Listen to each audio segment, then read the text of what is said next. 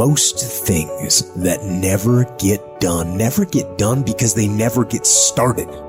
You wait, and wait, and wait, and wait, and you wait so long that the thing doesn't even matter anymore. And the days turn to weeks, and the weeks turn to months, and the months turn to years. Years of mediocrity is what causes people to be bitter. If you want to get around bitter and complaining people, get around people who are not seeing much activity. They're bitter, they're complaining, they're cynical, and they're jealous because nothing is happening, because nothing is going on in their life. And if you want to stop that from happening to you, wake up in the bed and know what you're going after. Get up out of the bed with an agenda. When you have an agenda, you don't spend time worried about how you feel, because it doesn't make any difference how you feel. You woke up with something to do. If you would like to discipline yourself, which is a very good idea, pick a direction you want to go first. Pick a goal you would like to attain, a long, medium to long-term goal. You might imagine something you need and want, some attainment that would motivate, whose pursuit would motivate you. And you can ask yourself that. It's a good question to ask yourself in general. If you could have what you needed and wanted, what would that be? And that's a meditative question.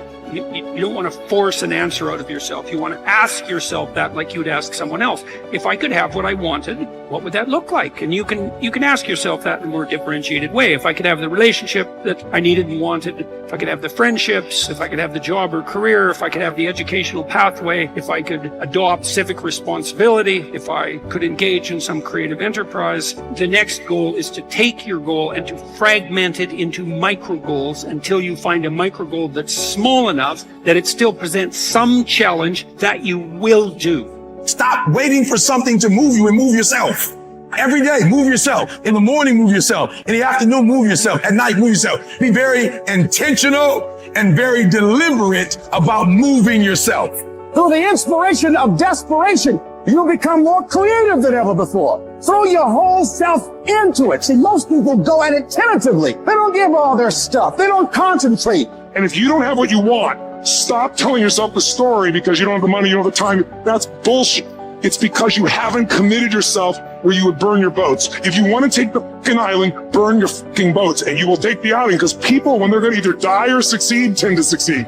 Stand up for your dreams. Stand up for what you want in your life. Decide that your life is so meaningful to you, that you love you and you love life so much that you're going to stand up for something you want. You don't want to be a spectator. You want to get out in the field where the action is, and you will be amazed. After the struggle, there will be a calm period, and things will begin to click for you. Come out here with what you got. You don't have enough money? Don't worry about it. You got the dream. You must be patient, persistent, and positive no matter what. But aren't there some guarantees you can give us? Yes. You're going to die. You can't get out of life alive. So I'm saying to you, you got 6 months to live. Live your life now. Live your dreams now. Start acting like this is your last day on the planet.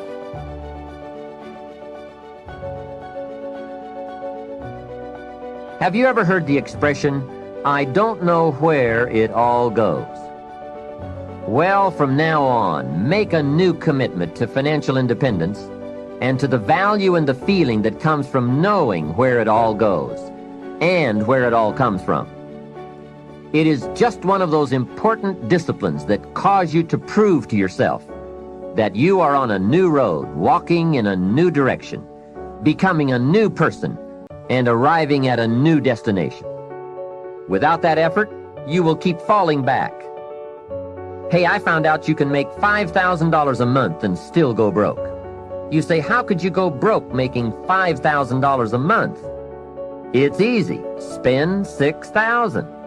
And when you make $5,000, spending $6,000 is not that difficult. Someone once said, if your outgo exceeds your income, your upkeep becomes your downfall. So, be the master over whatever you have and whatever you are. That's where the seeds of greatness are sown. Great wealth, great health, great results, great influence, and great lifestyle. Take interest and even delight in doing all the small things well. It makes you a sophisticated person who knows where the beginnings of wealth and happiness are. There's a Bible phrase that we could quote here that would be appropriate.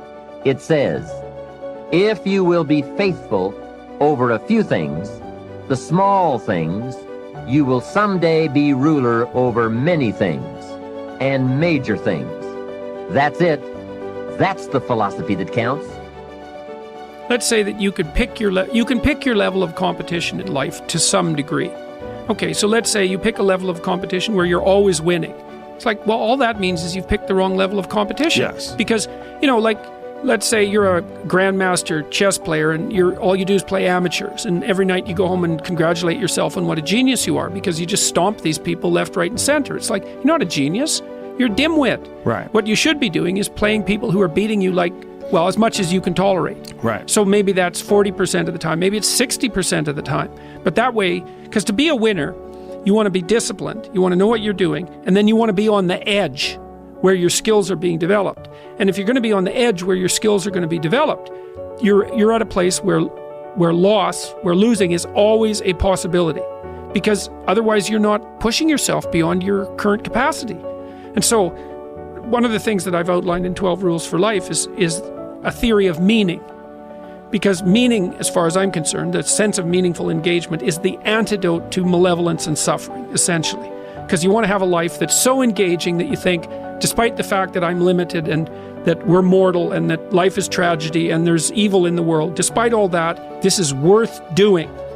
And I think that there's a technical meaning that genuinely exists, and that's the meaning that you get when you're in a domain where you have some discipline and some skill. So you're laying out your competence and your ability, but you're simultaneously pushing yourself to develop past where you are.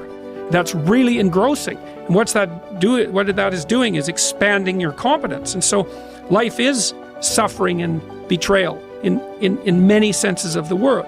But you can adopt a way of traversing through life that is more powerful than the tragedy and the malevolence. The art of true living in this world is more like a wrestler's than a dancer's practice.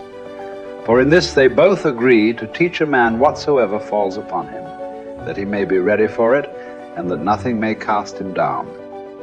If you do the job in a principled way, with diligence, energy, and patience, if you keep yourself free of distractions and keep the spirit inside you undamaged, as if you might have to give it back at any moment, if you can embrace this without fear or expectation, can find fulfillment in what you're doing now, as nature intended, and in superhuman truthfulness, every word, every utterance, then your life will be happy.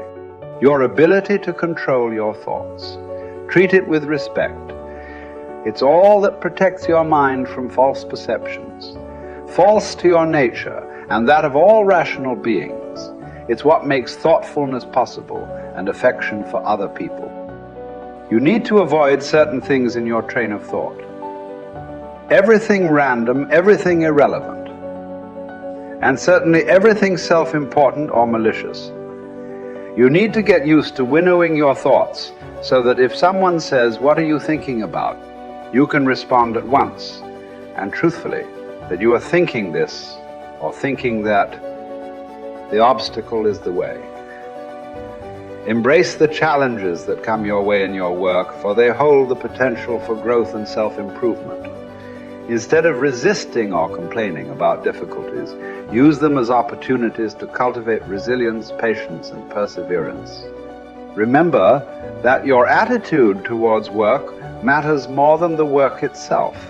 Approach each task with a sense of purpose and dedication, regardless of its nature or perceived significance.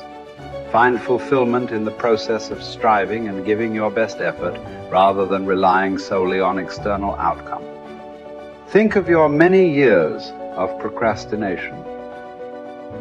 How the gods have repeatedly granted you further periods of grace, of which you have taken no advantage. It is time now to realize the nature of the universe to which you belong, and of that controlling power whose offspring you are, and to understand that your time has a limit set to it. Use it then to advance your enlightenment, or it will be gone, and never in your power again.